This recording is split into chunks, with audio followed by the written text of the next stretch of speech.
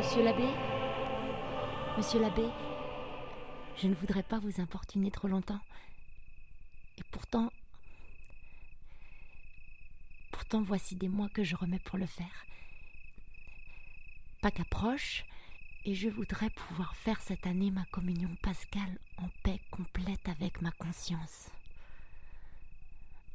Les premiers mois de notre mariage, mon mari et moi avons toujours accompli l'acte conjugal intégralement.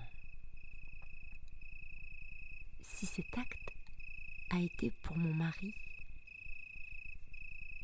ce qu'il devait être, pour moi il a presque toujours été une fatigue, parce qu'incomplet, laissant nerveuse et insatisfaite. Un soir, au lieu d'accomplir l'acte dans la position habituelle,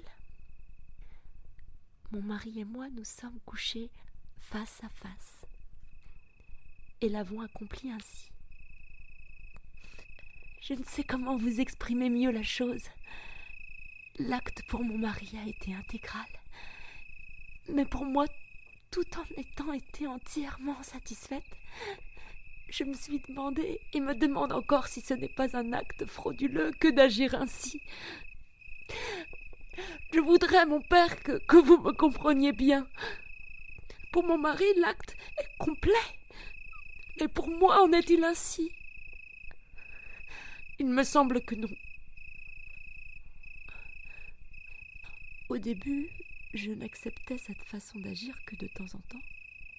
Mais après la naissance de notre 5e enfant, je me suis trouvée enceinte une 6e fois.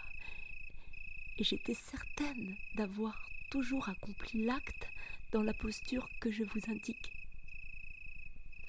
J'étais toute heureuse, voyant là la preuve que nous ne fraudions pas. Au bout de 3 mois d'une grossesse très pénible, j'ai eu une hémorragie et il a fallu, après la fausse couche, me faire un curetage. Le docteur m'a affirmé que si l'enfant était arrivé au 9e mois, il ne savait pas comment j'aurais pu m'en tirer pour la délivrance. Depuis, à mes doutes de conscience, j'ajoute à la pensée qu'à cause de moi, l'enfant n'a pas vécu, qu'à cause de moi, il est mort sans baptême.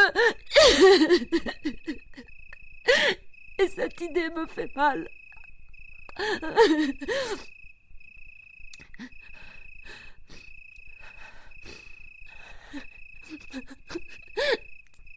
Aidez-moi, mon père, à voir clair en moi. Aidez-moi à retrouver la paix. Excusez-moi, monsieur l'abbé, de vous avoir importuné si longtemps. Je vous serai toujours infiniment reconnaissante.